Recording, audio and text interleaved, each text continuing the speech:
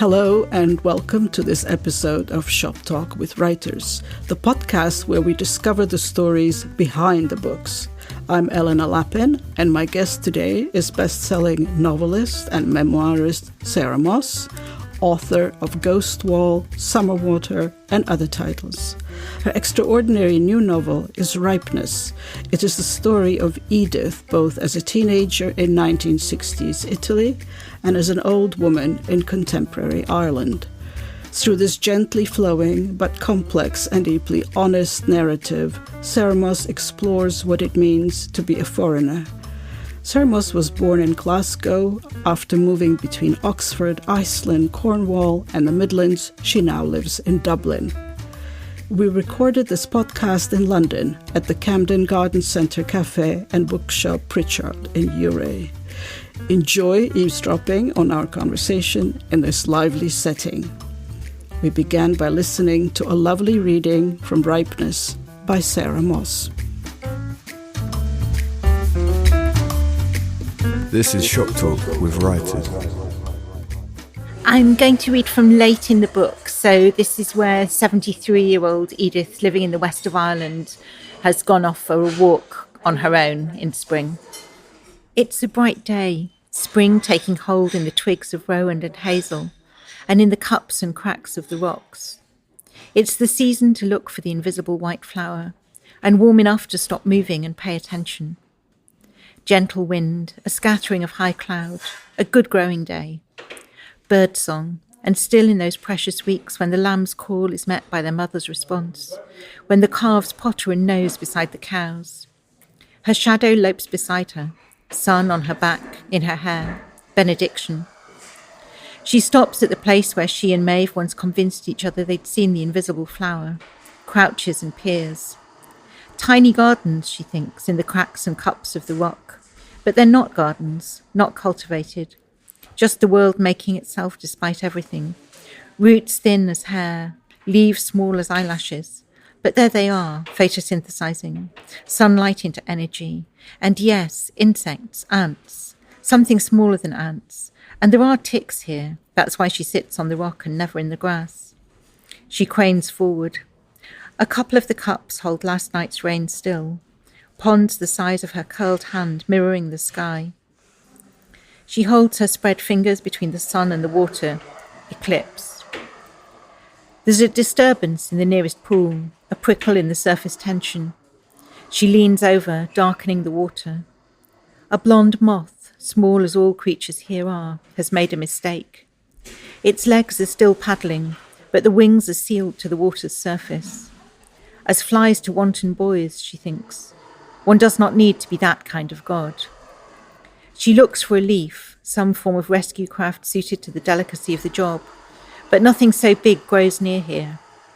One finger would displace half the pond, and she's afraid that the wet wing would stick to her skin. She feels in the pocket of the jacket and finds a shopping list written on the torn-off flap of an envelope, ideally stiff and thin. Yogurt, fish, coffee, toothpaste. The question mark means if you find fish that is both sustainable and affordable, buy it, as if she didn't know that such a thing no longer exists. She folds the paper to make a shelf for the moth, to minimize the scale of the intervention, squats low, takes a deep breath, and then slowly scoops. The wings stick to the paper, but it's glossy white paper, probably around something better than a bill. Some of her friends still send Christmas cards. Maybe at least a little water-resistant. A bird shadow flickers over them, her and the blonde moth, and above a raven calls. What have we here? It's narrating to its sky audience. A woman playing God?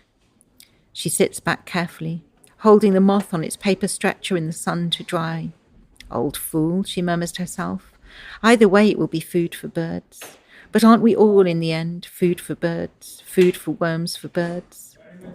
The moth doesn't move, still doesn't move. She doesn't want to leave the paper here, the kind that takes forever, probably more time than we have, to decompose.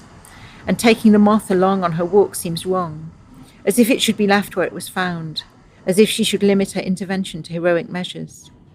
She tilts her face to the sun, waiting for resurrection. She has time, still some time, enough to wait. Thank you so much. Sarah Moss, welcome to Shop Talk with Writers, and thank you for this lovely reading from your new novel called RIPENESS, published by Picador. Unusually, I realized only recently that you've actually written a memoir as well, and they are being published at the same time. The memoir was Almost 6 months ago. Oh, yeah. Okay, but more or less Same year. the same year. Yeah. So I was wondering, is there any link whatsoever between this novel and the memoir? No, I don't think so. They were slightly overlapping projects, but it was the contrast that made that manageable.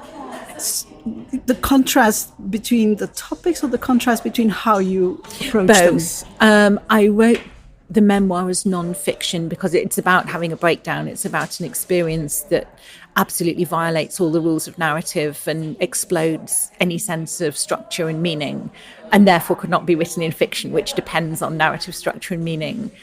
And I wrote this, well, as a kind of late in recovery. I was pretty much better by then. But it's a novel of celebration and affirmation. So they're very different. Very different, obviously, but I look forward to reading the memoir as well. But you say in your, I think it's an afterword or a note on the book, that this particular novel was a long time, many years in researching and dreaming. Yes. What does that mean? Well, a major theme in the book is ballet and dance and what it means to write about dance. And that interest goes back over most of my life. As a child, I read a lot of ballet books, which did not do me very much good. I mean, they're celebrations of kinds of femininity that really should not be modelled to young girls. But I found them very seductive, partly because they were such a contrast to my mother's second-wave feminism, which they really were. And I've always liked watching ballet. I did it for a while as a child, but yeah, my ballet career was over by the time I was 8. It was very clear to everybody that I don't have that kind of body and I don't know left from right, and that was never going to be important in my life. But I love watching it, and I love watching most forms of dance. And I think that's partly because they're so non-verbal. I mean, there are narratives in ballets, there are stories, but as a form of art, it could hardly be further from words. It's innately transient. It exists only in the moment of performance. Whereas writing is a technology of memory. It's very much about reaching across time. The protagonist of your novel, Edith, is telling, or her story is being told on 2 levels. At her current age, which is 73, as an old woman, perhaps. Not that old. That's pretty much my age. I don't feel that old. But the second level is when she's a teenager, and the older woman passages are written in third person and the teenager writes in first person. How did you make that decision? Well, there were structural reasons for it. I mean, it's the older Edith remembering, writing in the first person. But also, I wanted there to be a gap between the older Edith and the reader. I didn't want that ease of just inhabiting her. And that also became one of the reasons for the historical setting. I mean, it's set in 2023, in spring 2023, yes. quite clearly at a particular moment. And although when I started writing it, that was just the time it was.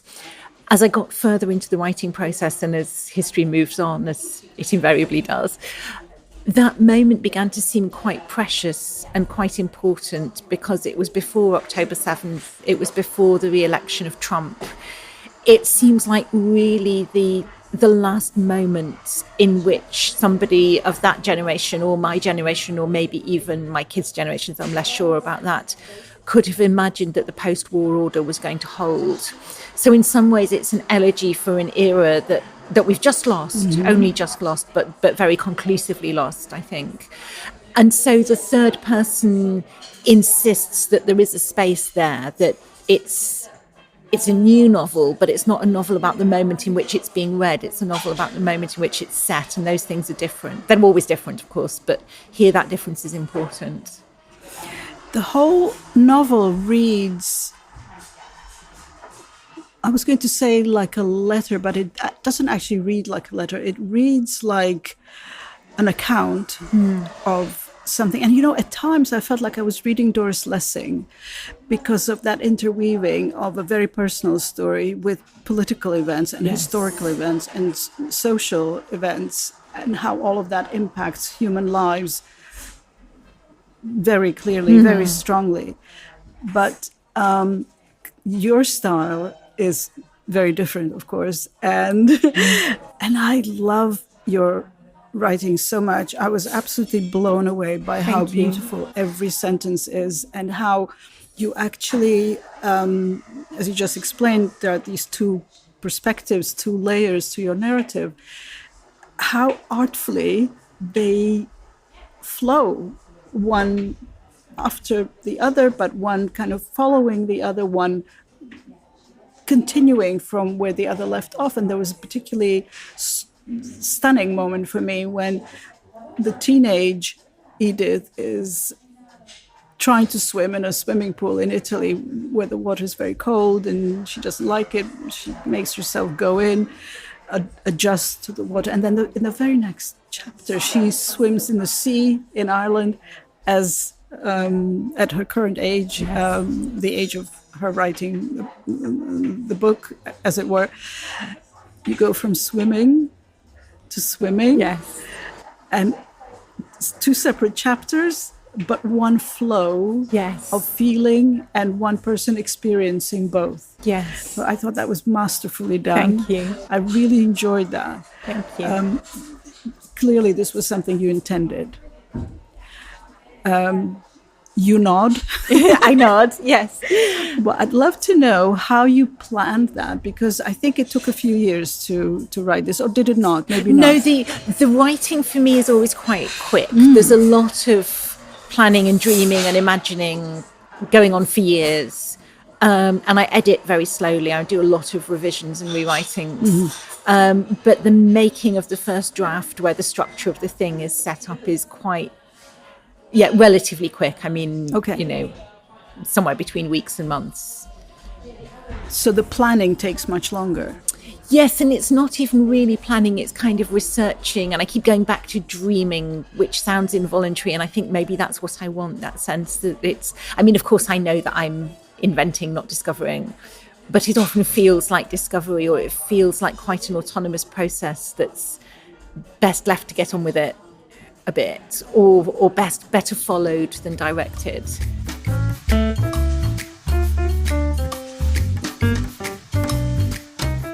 So who is Sarah Moss?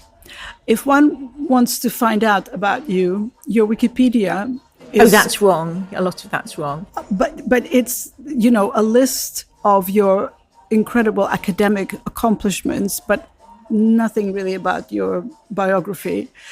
And from this book, I gather that there are parts of the story or elements of the story that you connect to very personally. Oh, yes, that's true. I mean, the big personal one, which interestingly I've only started thinking about in the last few years, is that my father is Jewish, and the descendant of people with the inevitable Middle Europa Jewish diaspora stories. I mean, they left... Well, his father left in the early 40s. It was his mother's mother who left in the 1920s. So it's not a Holocaust survivor story, which is important to say. You know, that's not the only story of Jewishness in Europe. And in my childhood, it was a very quiet part of our family life. It wasn't much discussed. We had Jewish family in another city, and we did go to occasional bar mitzvahs and weddings, but we were very much on the edges of it because my mother is not Jewish. And I didn't really think about it until much later in my life. When? Oh, really, the last few years, I think, maybe even coming out of the breakdown, and also moving to Ireland. I mean, those events were almost simultaneous. So, I think moving to Ireland made me think a lot about my identity in ways that I hadn't had to before, because I pass, you know, my passport matches, my accent matches the country in which I grew up. There's nothing to say about that. But moving to Ireland, becoming aware of my Englishness in a way that I don't have to be when I'm living in England, and in a way that's very different from living in the rest of Europe. And I've spent a lot of time in France and Germany. I lived in Iceland for a year. So I'm used to being English abroad and what that might mean and how it might be received in different places. And certainly in my teens, which was when I was spending long periods in France and Germany, it was still very much in the shadow of World War II. That was that narrative about national identity. And at that stage, I was clearly recognisably Jewish in Germany, partly because of my name, which is, everybody's called Sarah in England, but less so there. And there must be something about my appearance that was also noticeable in that context.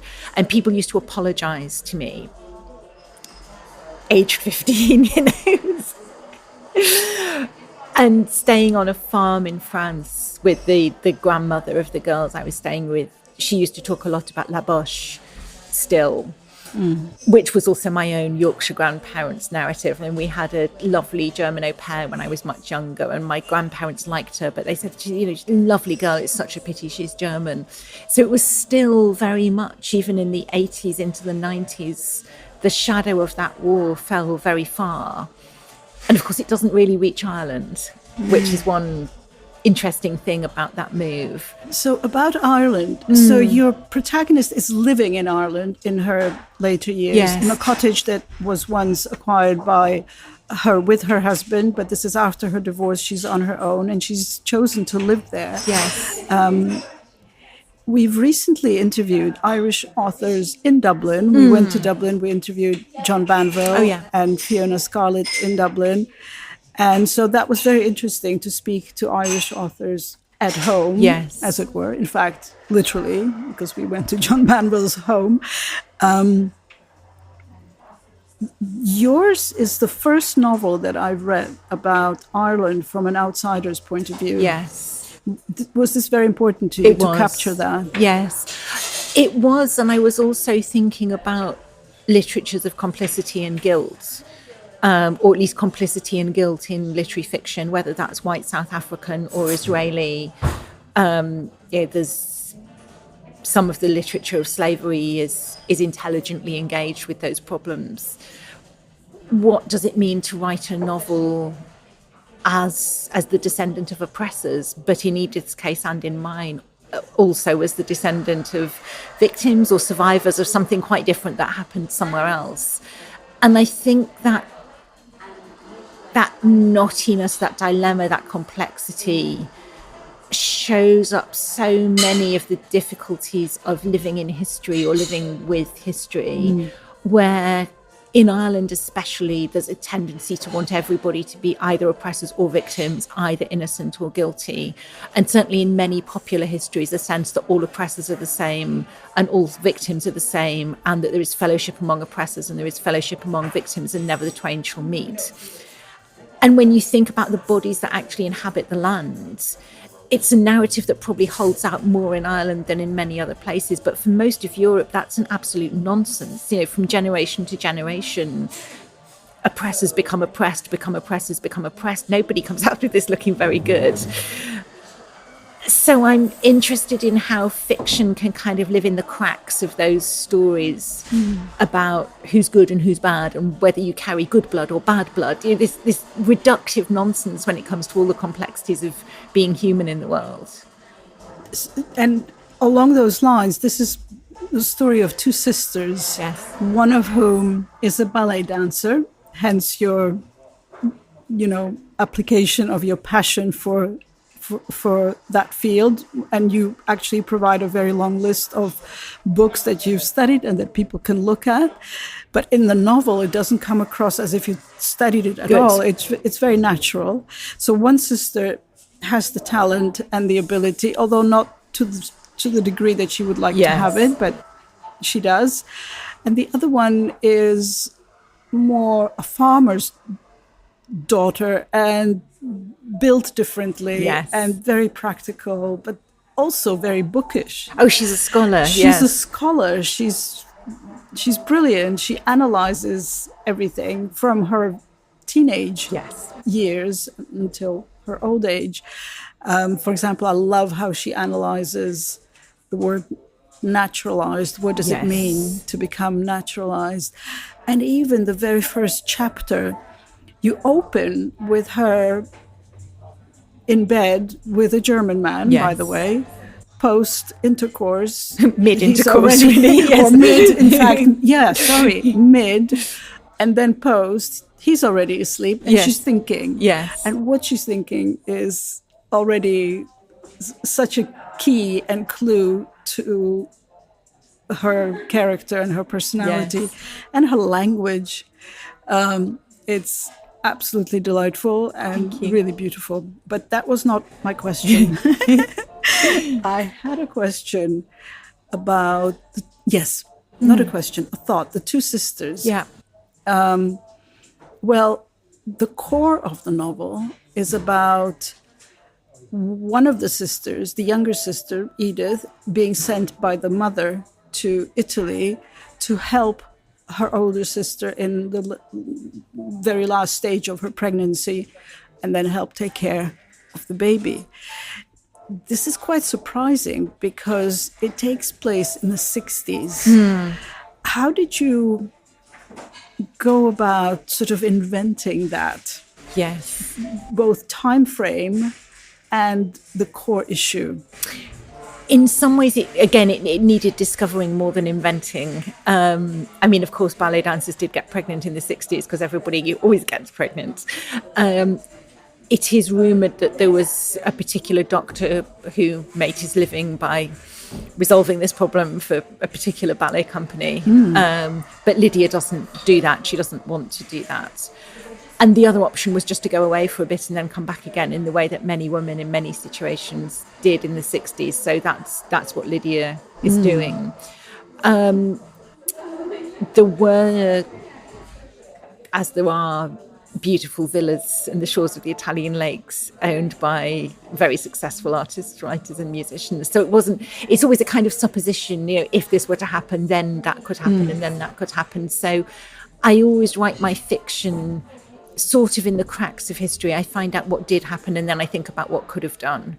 And that's where it starts for me. So far as I know, no ballet dancer with a crisis pregnancy was ever accommodated in her director's villa in the north of Italy, but it's perfectly plausible that it could have happened and I wouldn't be particularly surprised. What's very interesting is that this whole situation is being orchestrated by the mother, Maman, who is a Holocaust survivor or comes from a family of Holocaust survivors. She survived in a different way. Yes. And she is this kind of invisible but incredibly powerful and capable character who manages all of this and who everyone listens to. Yes. How does she accomplish that? Because one thing that remained a mystery to me throughout the novel until the very end is her marriage, the mother's marriage. Yes. And her relationship with the husband, the English farmer. Yes. Well, the girls never know, really. And that was quite important to me. I was thinking about the things you never know about your parents' marriage. And it's often, I think, the strange secret engine of family life and very hard to, and probably impossible for a child to understand the relationship between their parents, even in adulthood. And I think a lot of us speculate a lot about it in adulthood, but you never really know. No. And Edith's father is clearly very much in love with her mother and understands her trauma to some extent, or at least understands what drives her, because Maman cannot spend very long at the farm and she kind of bounces back in for a few weeks and then disappears again. And I think everybody perhaps tacitly recognises the power of what's driving her, or at least her husband and her mother-in-law do, and just kind of shuffle over and pick up. And I was thinking partly about that very practical kind of care, which is not verbal. It's kind of like the dance. There's nothing recognisably therapeutic about it because it's not a discussion of her loss or her grief or her trouble or her trauma. It's just a very practical picking up of the pieces. Rachel cannot do this. She cannot really mother her daughters.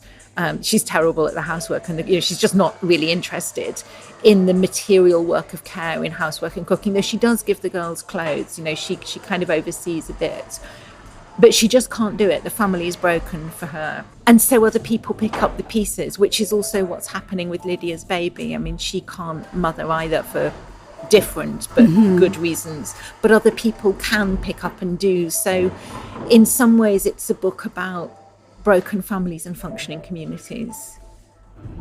Is Lydia's fate vis-a-vis the baby Yes. a somewhat more extreme version of her mother's? Yes. And for good reason, because Lydia's is a crisis pregnancy, whereas her mother was married and, if not delighted to be a mother, at least not surprised. I'm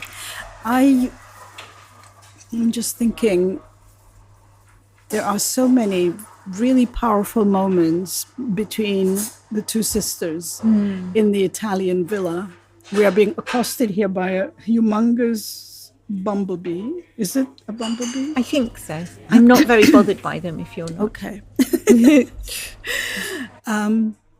The relationship between them is fascinating because Lydia basically writes the younger sister off and is quite rude to her. But there is a love between them and quite a strong relationship. They understand each other. Yes. I think the reason they understand each other is because the parents actually gave them all the tools for that. Yes. Would you see it that way? I think so, yes. I think that's what's one of the things that interests me about them. They have had enough. They have been adequately parented, and maybe in unorthodox ways, and maybe their father has done work that fathers mostly did not do in that era, and maybe their grandmothers stepped in where their mother has stepped out, and maybe they've been there for each other, but they're fine, you know. And Edith is fine, and she's fine at 73 after a divorce, and she's fine at 17 despite an unorthodox upbringing. Yes. She's coping, she's okay, she has the tools. She can adjust at 17. She adjusts to the most extreme situations and encounters with people. She's open to the world. She's open to everyone she meets. She tries to understand them. She tries to use her languages. She does. She tries to use her knowledge of poetry, of classics, and even I love how she plans ahead, you know, grabbing an orange just in case she has nothing to eat 2 hours from now. Yes. You know, she's always thinking. Yes. And that never changes. That's right. So the character of Edith as a teenager and as an old woman is totally convincing and consistent. Yes, because that's one of the challenges, of course, of writing the same person 50 years apart. And I was wondering, you are an academic. You teach, do you teach writing and literature? Both, yes. Both. How does that influence your work as a novelist and as a memoir writer? I mean, that's hard to answer because I've always done both. I've never been a writer who's not a teacher, or indeed a teacher who's not a writer. I think many people who do both see them as being in tension and conflict with each other. For me, it's always been a very virtuous relationship where, I mean, I love talking to people about books, and I would miss it terribly if I didn't do it. I often have important ideas while I'm teaching, because there's something about the stimulus of being at the front of the classroom and reacting to people that it makes you acutely present. Do you share your work in progress with your students? No, never. I keep those things completely separate. I think ego can get very tangled up in that. I'm always a bit worried when people share even their own published work with their students. I just don't think that's, I don't know, there's something a bit like selling yourself. I'm not comfortable with that. I will very occasionally talk about my practice to my students, but only as an example of a way of doing it. I'm absolutely not trying to teach them to write the way I write or to do the things that work for me. I'm trying to teach them to find the things that work for them and to work the way they write. So I think for that, it's important that I do have a practice, but the exact nature of the practice is completely irrelevant. I mean, that's just what happens to be how I do it.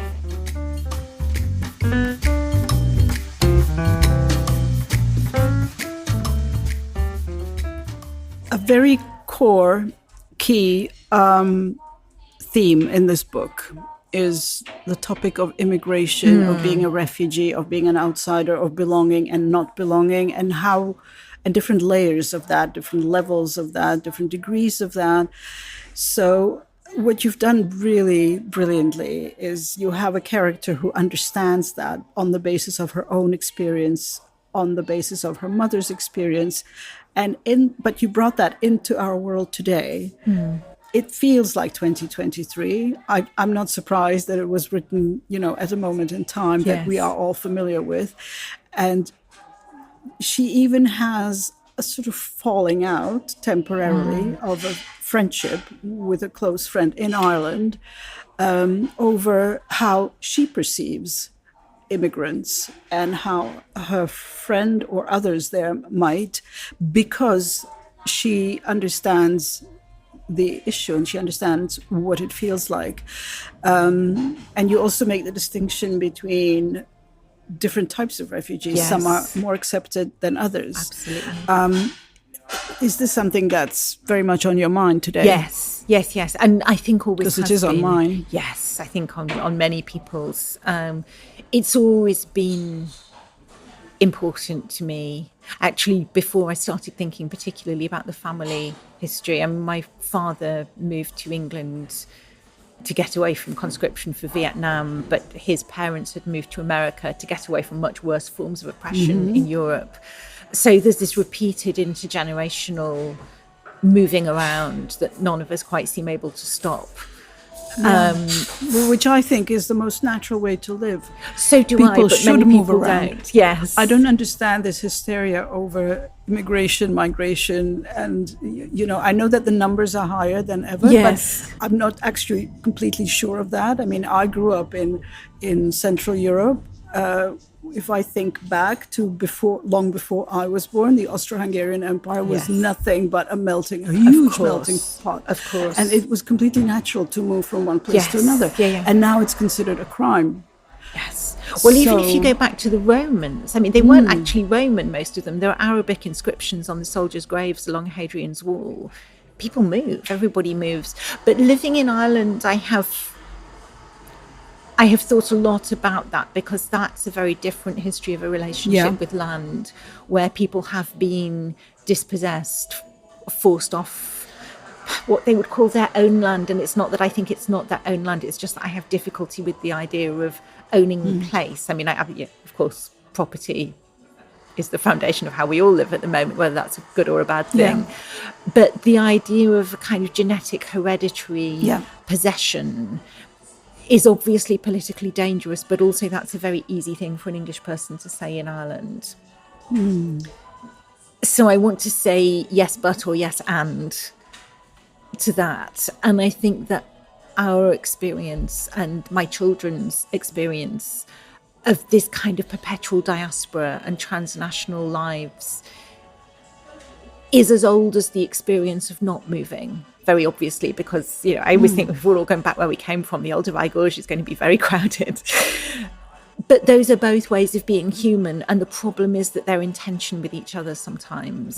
But I think the problem is that they're in tension rather than that one of them is a better way of being human. And one of the projects of my life, the ongoing projects of my life, is to try to think about belonging without ownership. Because I do love places. There are many places that I love, and I love them intimately. I love them by knowing them with my feet and with my hands, and knowing the birds and knowing the leaves, or cities. I mean, I don't think this practice is exclusive to the countryside. But that kind of belonging it's an iterative process, and it comes from keeping still and paying attention, which is different from my desire to go somewhere new and learn a new language and meet new people and see new things and crack the world open a little bit. But I think those things can live in a very productive relationship with each other, and wouldn't that be wonderful? You know, if we could all have a bit of both. Yeah, absolutely. I was struck by a passage towards the end of the book. By the way, I should mention, I fail miserably in this podcast at not giving too much away. So I always try not to, but it's hard for me. This is not a very plot-driven book. Well, but still. Anyway, the topic of, you call it almost eugenics, you know, being sort of stuck on the idea that we are our genes. But we're not, really. So in my own life, I found out in my 50s that my father was not my biological father. Right. And I knew immediately, as soon as I found out who the actual father was, that this is a great story. Yes. And then I spent years figuring that out, and I wrote about that in my memoir. But while writing that, I found myself, because the other family, the hidden, the unknown to me family was fascinating. And I spent years researching all that. And then I realized at some point, no, this is not my story. Interesting. It is not. If I put this in my book, then it will be completely out of balance. And the story of me, the way I want to tell it, will be completely lost and basically a waste of time for anyone to read about. Even, well, anyway, I took all of that out. And I thought, well, maybe that's a separate book, but it never became a separate book because I really don't care. I was interested in it. But it's not me. And that I really related to in your novel when Edith realizes she kind of wants to pass that knowledge on to someone important, that maybe we don't need to know everything about our genetic makeup. Maybe it's much more important to really know who we are, know everything we can about ourselves within our families and our world, our relationships, rather than be obsessed with the genes. And you also make a very interesting point about this obsession to sell the information about our DNA to various companies. Is this something you've been thinking about? Yes, I think it's very frightening. I think the twin ideas that DNA tells you everything you need to know about yourself or about another person. I mean, we're kind of in 1930s Germany at that point, right? Blood is identity, and some kinds of blood are better than others. It's very frightening. And when you add that to the accumulation of data, which is happening in all kinds of ways. Course. It's not just DNA testing, but that seems to me to be very dangerous to have that information. Extremely dangerous, I think. Existing, even, just it's because being sold. It is being sold, and it will continue to be sold, and it will be used in ways that are not doing good to anybody except the people making a profit, if you think profit is good. And usually, of course, nature and nurture are not separable, because, I was thinking as you were speaking that I'd always thought that my father's family history was irrelevant to me because I grew up in security in the south of Manchester, not particularly identifying as, well, I'm not Jewish because my mother's not, but not thinking that side of the family was particularly relevant to me because we spent much more time with my mother's parents. And yet, there's so much that is very interesting about it. I think your novel shows beautifully how it's only interesting if it makes sense to the person and in terms of their own biography, rather than something that they can kind of tap into scientifically. Exactly. And it was when I thought that my father was raised by people who were very traumatized, and they were raised by people who were even more traumatized. Of course, that affects how you parent your kids in all kinds of ways. You don't really need to go looking for biological explanations. I mean, epigenetics I find mildly intriguing, but not terribly relevant. The point is really how kinds of fear and adaptation come down through the family, and that doesn't have to be genetic. And at the same time, I'm not dismissing the trauma of adoption. I'm sure that to be parted from your mother in particular at any stage of childhood leaves a deep and lasting wound that matters, and that needs to be, it won't be healed, but that needs to be understood. So it's not that I think that there is any political problem with the very intense scrutiny of histories of adoption. Otherwise, it wouldn't matter which baby you took home from the hospital, would it? If it was all about what happens after the birth, then who cares? Just have a baby. Any baby will do. Why bother naming them? Which is obvious nonsense. It does matter, and what happens before birth does matter. So it's another of those both and or yes but situations, I think, which are always the most interesting ones. I always finish reading this book that I'm about to talk about just before. Yes, I do that when I'm teaching. Because it's so fresh and in your head and in your mind, and you're just full of the story. This one, Ripeness is a beautiful title for it. And I just wonder, did you mean anything specific by it? It was the working title. It's the only one of my books where the working title has survived. I usually have terrible trouble with titles. I think because it's about maturity. I mean, the direct source of it in the book is teenage Edith thinking about Lear, ripeness is all, men must endure their going hence even as they're coming hither, and kind of bouncing that off Hamlet, readiness is all, and thinking that ripeness is not something that you make happen or that is a matter of agency. You can't make anything ripen. I mean, actually, it's anyone who's tried will know, even the trick with the bananas in the paper bag, it doesn't really work. You just have to wait. It is just about time. And I was also thinking about kind of the ripening of adolescence, but then the very different ripening of later life, which is not about physical fertility, but might be about kinds of intellectual and creative fertility.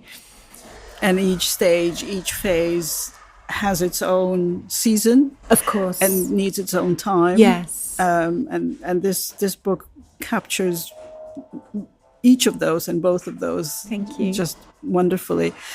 I noticed that you, again, in your afterword, you say that you wrote part of this book at Hawthornden in Italy. That's right. Which is a very beautiful villa. It is. I wonder if some of that villa has made it into the book, I'm sure. I actually wrote some of my novel a long time ago at Hawthornden Castle in Scotland. Oh, yes. And the idea is, I don't know if it's the same in Italy, but the idea is that, you know, writers get a room, are fully serviced for laundry and meals and everything, and they have to be in their rooms mostly and just working on their books and not communing with each other, not talking to anyone. I hated that. Yes, I couldn't do it. Yes, I kept escaping into the kitchen. I talked to the women who did the laundry and the cooking, and I found that far more interesting.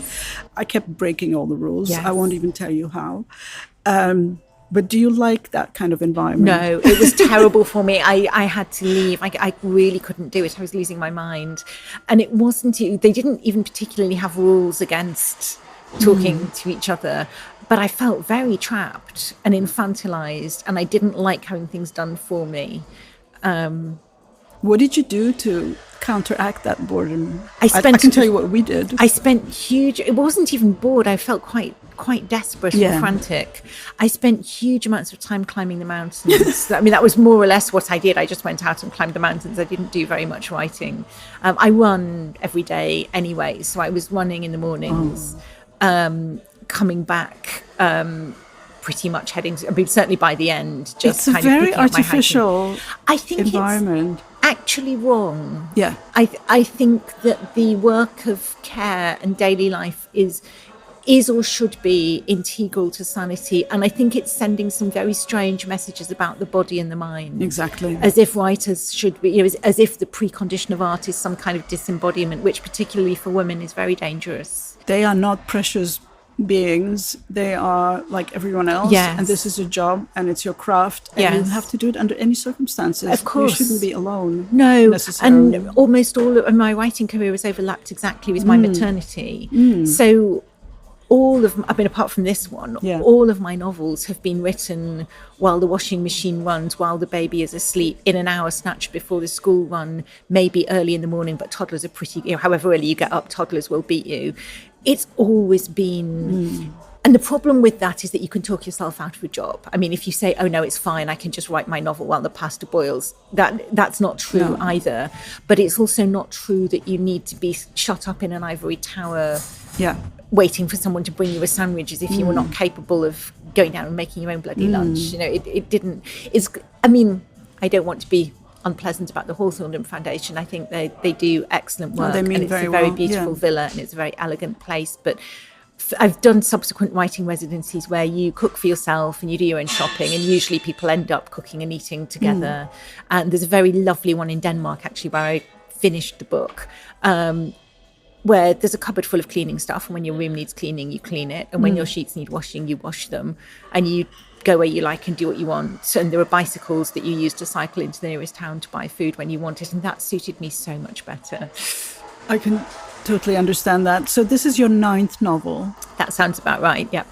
Do you have... I counted. So okay, that will be correct then. I'm informing you, this is your novel number 9. Do you have plans for your next one? Yes, I have one simmering. I think it's always a good idea to be at least looking at the next one when the previous one comes out, because it blunts the anxiety of publication a little bit. I had a an Uber driver on the way here who told me that until a few months ago, he had been a policeman for 15 years. Wow. And I asked, why did you stop? Yeah. And he said, really interesting answer. He said, I stopped caring. Yes. Do you think the same applies to novelists, that you need to keep caring in order to write? Yes, I do. I think you need to, it's a luxury position, but I don't think anyone should ever do anything they don't care about. And of course, who cares caring about filing their tax caring return? about the world, caring about yourself, caring about people in your life, or issues that you think about. You have to care, don't you? You can't just say, well, this is a cool topic, I'll turn that into something. No, it can't be. It can be instrumental, but it won't be good if it is. Well, I just want to add that my favorite, I guess, element of your novel is looking at a person from two perspectives, old and young, and yet seeing the same personality in both merging and blossoming, and how the older one understands the younger one, and how the younger one holds all the promise of the older one. It's just wonderful. So thank you so much, Sarah Moss, for writing this beautiful novel. And thank you for joining us on Shop Talk with Writers. It's a great pleasure. Thank you for a lovely conversation. Thank you.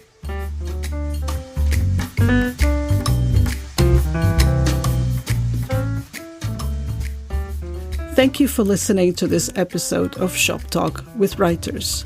Ripeness by Sarah Moss is published by Picador.